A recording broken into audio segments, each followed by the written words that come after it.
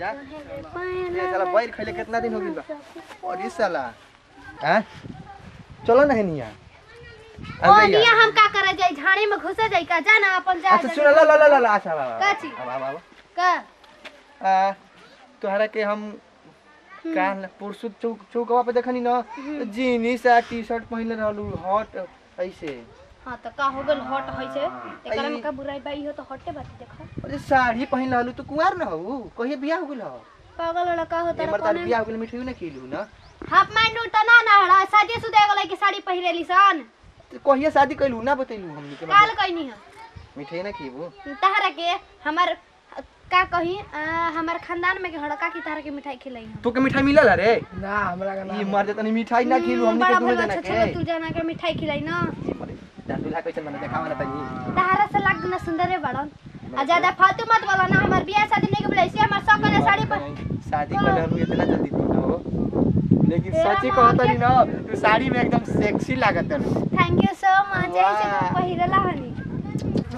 भगवान कसम बड़ी झकास लागत है तो झकास लागती तो से का बोला ना ना बड़ी बोलाती है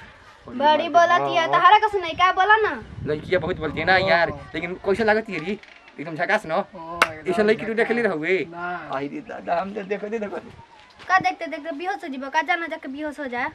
हमर साड़ी काहे पहनले रहू तू हो अरे पागल तो ना हड़ो हमरा शौक कैला साड़ी पहने के दे से पहिरला है सिंदूर अरे मारे सिंदूर नहीं कइले साड़ी कहत तू बियाह हो गेल बा हां बियाह हो गइल बा चार लड़का के माई हो गइनी बोलो चार गो लड़का के माई हां लड़का वन लड़का ना अपन दादी घरे बाड़सन गजब हाल बा तहार का गजब हाल बता है सही में शादी हो गेल ना बतेबू कहती ना ढेर ज्यादा मत बोला जा अपन जाके काम करता हमार त तहरे से ना काम बा का काम बा बोला ना जानने को हम तार बहुत पुराना दोस्त हैं ए मेरे पीछे नहीं हो जो से है तारा के बहुत बड़ा पता पुराना दोस्त बने वाला बहुत दिन से तार पीछा करत हैं दिन से ना वर्ष से ना चला अरे बहुत दिन से मतलब बहुत दिन से बहुत दिन से का बहुत दिन से हनिया बना खाना ना मिलेला का घर एक तहरा खाए के ना। तो दूध के पावला खाए खाती खिया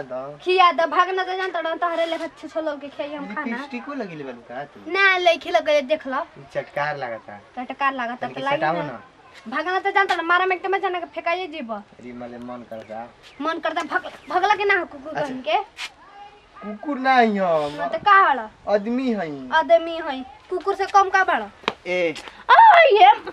हम सड़िया है त मेहनत से YouTube पे देख के पहले तू हमर सड़िया के नचत रहा बोला ना YouTube से देख के हां YouTube से देख के ऐसे ही पहनल जाला हां तो कैसे पहने जाला बोला कैसन तो लागत है कुछ पुरान हटा पागल हड़ा का मार देम नहीं तो फेंका जीवो पुरान सड़िए लागता बस पागल कहीं के पुरान पागल नहीं तो का हड़ा बोला ना बहुत अच्छा कहत ना ज्यादा लागा मत हमरा जरन ताई जी अब धके झारिए दम जाना दिखत हमरा का झरबू पागल कहीं क्या के दिमाग हमर ए, खराब सुना है ना। का हो एगो चुमा ना देबू ओए ए रमा चुमा ले बहुत नतियो के बेटा भल बड़ा काहे चुमा मारत ले हलू? वाला अभी ते बुलाई हम अपन बाबूजी के बोला ना हमारी एक फुल लड़की गर्लफ्रेंड ना बनली सने को तू तारा चुमा लेखा दे कुकुर लइका के कौन गर्लफ्रेंड बनी हसन बोला ना एगो चुमा दो भागला के ना हो चुमा द ले शरम नहीं खेला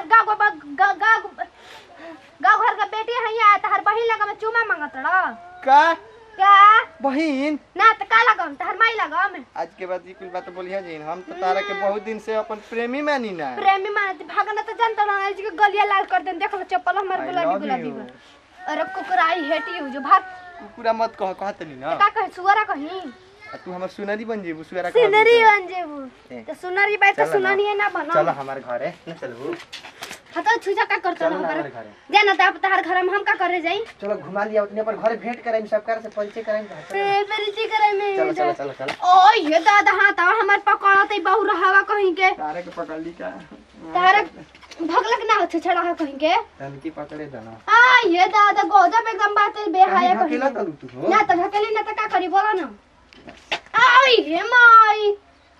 एकदम ना शर्म घर के पिए गल बड़ा का हो तू आए बोला ना प्यार में तारा प्यार में अभी प्यार करना से तुरंत ले उतार देम ना नहीं घट हमरा के ठीक बा बियाह के मिठाई उठाई खिया दी हो हां चल भाग जा मिठाई खिया ठीक दे बा जा बड़ा बा आज के आई बाद लव कहां यू आई हेट यू कुकुरा आई लव कहीं यू के मार हमें के लगता तार चुमा देगो चुमा दाएगो ये मर्द केतना एकदम दिकियाती है के बेटा बढ़ गया के दिमाग हमर खराब कर देलो